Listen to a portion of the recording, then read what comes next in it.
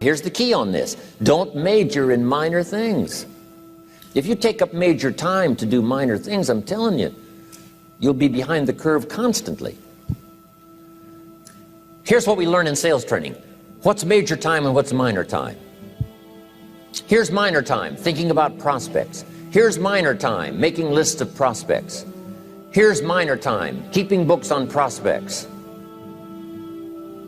Here's minor time, going to see the prospect. Here's minor time, evaluating the prospect after you've been there. That's all minor time. Here's major time, in the presence of the prospect. That's major time. And if you took a look, if you're in sales and you took a look at a week, you'd say, my gosh, I'm spending 90% of my time on the minor stuff and so little time on the major stuff in the presence of. How many hours in the presence of in my day? How many hours in the presence of during my sales week? Because the time that really counts is in the presence of the prospect. Majors and minors. Here's another key time management essential. Don't mistake movement for achievement. It's easy to get faked out by being busy. Guy comes home at night all exhausted, falls in the chair and says, oh, I've been going. Here's the big question. Doing what? It's not the going. Some people are going, and they're doing figure eights. I mean, their progress is small. So don't mistake movement for achievement. Here's another one in sales we learned. Don't mistake courtesy for consent. If somebody's pleasant and they nod, you say, oh, they're going to buy. No, they're courteous. You can't mistake courtesy for consent.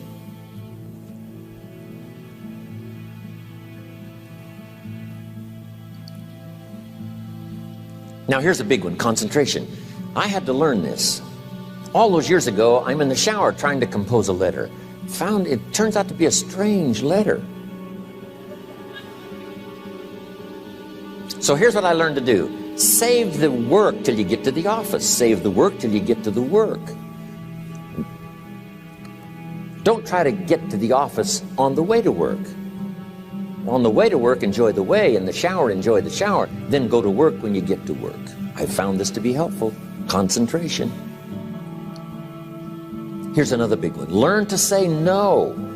I'm telling you, in such a social society we have now, it's so easy to try to be a nice person, saying yes to everything. Find yourself overloaded. Now you got to call and make the, well, gosh, you know, all the time it takes to back out of something that you said yes to too quickly.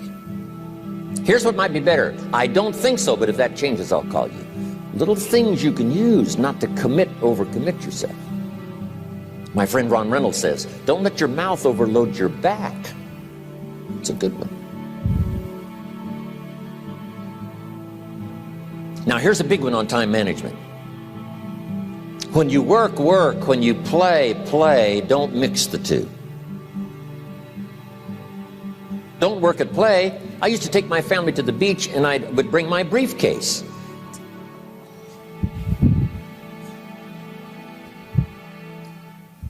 I learned not to do that. Or at the beach, I'm saying I should be at the office. Now my family's upset because I'm at the beach and I'm thinking office. Now when I'm at the office, I'm thinking what? I got to get my family to the beach. So things are not going too well at the office because I'm thinking beach, and things are not going too well at the beach because I'm thinking office. Here's what I learned to do. At the beach, be at the beach. At the office, be at the office. When you work. When you play. Don't mix the two. Don't work at play. Now here's one of the most important ones. Don't play at work. Work is too serious. You don't want the reputation of being the office joker. It's not a good one. Yes, there's time for some pleasant stories. Yes, there's time for a little humor. Yes, best if it's a happy office, of course.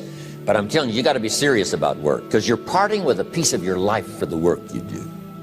Your work costs you a piece of your life. Here's what it's called. Serious business. Not grim, not unhappy, but serious. Key. Don't play at work.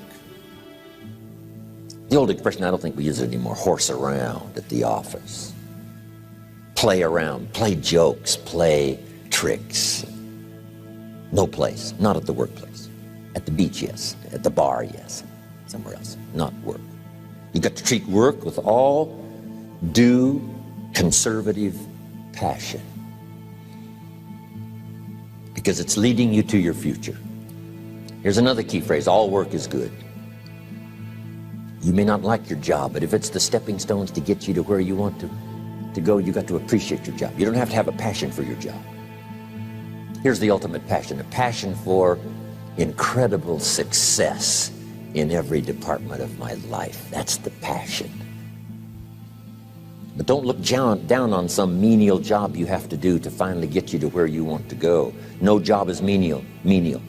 No job is not, no, every job is noble. Training life for pay, making a contribution to society.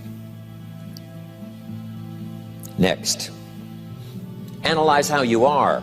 And if you have some weaknesses, if you can't, doesn't seem like you can change, here's the key: get it covered. I used to keep promising myself I'd keep the books, keep the books, keep the books. Finally, I gave that up.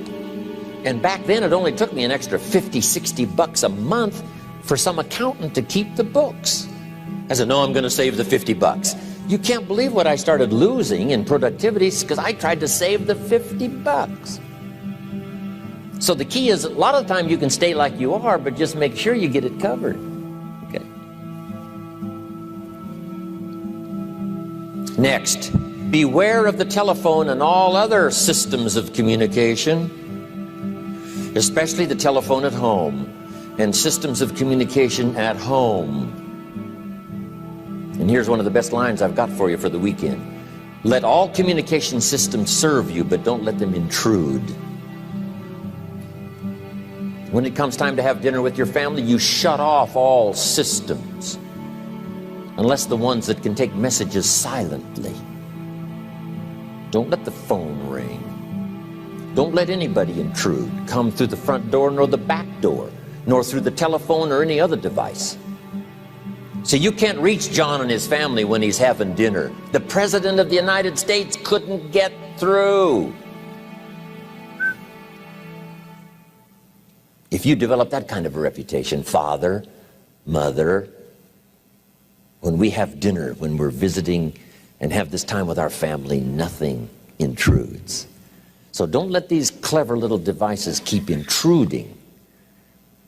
You've got to have a place that's sacrosanct. It's valuable. You don't let anything in for that period of time. Okay.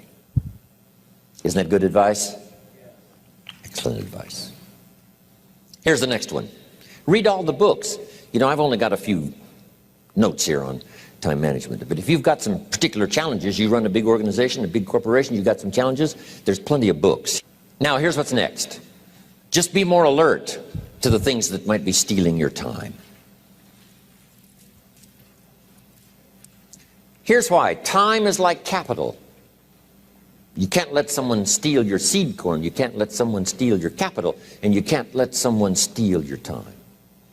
You must designate your time. And some of the time that you designate, you must not let anyone steal. Casual time, you might let someone intrude and steal a little bit and take a little bit, but not serious time. Key. Next, one of the great time management savers is to learn to ask questions up front. Sometimes you talk to somebody for an hour, and then you ask questions and find out if you would have asked those questions up front, you could have saved yourself an hour. Asking questions up front helps you to get to the problem now. But if you just launch into some discourse, you might waste 30 minutes, waste an hour, when here's what you should have been talking about. After you finished an hour, you say, John, what's really the problem? He said, well, it's something personal. See, that's what you should have been talking about this whole hour. Key. Next, learn to think on paper. And we're going to take a break. Some ways to think on paper. One, we've covered one.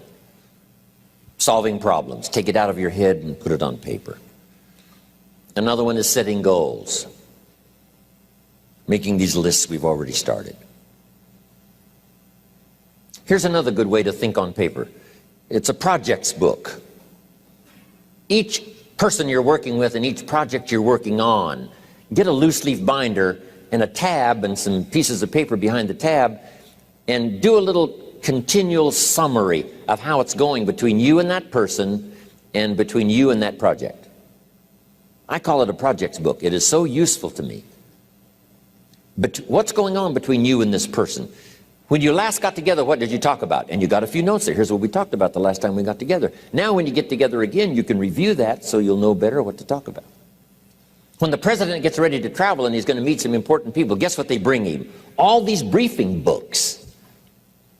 Right? The last time you were with Khrushchev, Kennedy is informed. Here's what he said and here's what you said. Kennedy said, oh, that's valuable.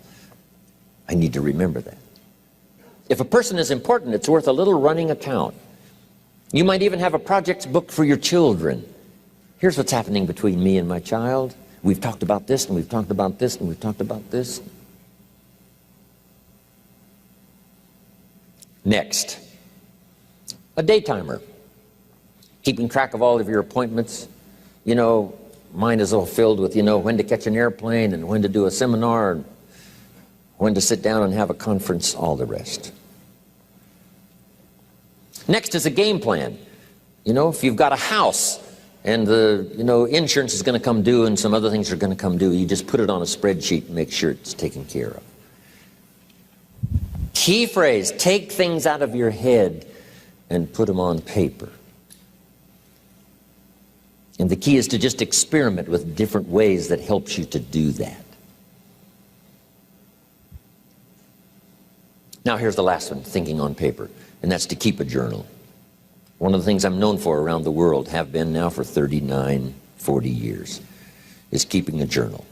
Now my journal is not it's not necessarily it's not like a diary. It might be part diary. I'm flying over Ireland and I write down a few little things that impress me. Today I met this person. Wow, what an extraordinary event.